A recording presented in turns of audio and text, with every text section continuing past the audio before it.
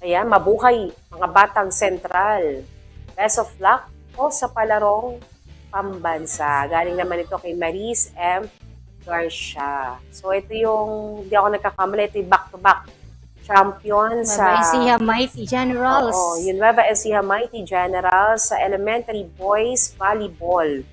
So congratulations at sila ay haharap o aabante na para doon sa palarong pambansa na gaganapin sa Agusan del Sur sa Mayo. So, malapit-lapit na rin yan. So, pagbutihin pa ninyo para kayo ulit ang maging kampiyon dyan naman sa palarong bansa. At sila, ang Nueva Ecija Mighty Generals ay tinalo ang Division of Bulacan. So, ito back-to-back. So, nadepensahan nila ang kanilang kampyonato laban sa Bulacan. So, congratulations once again sa mga coaches. Ito man na nga naggagaling ang manlalaro ng Volleyball Boys Elementary ng Nueva Ecija Mighty Generals.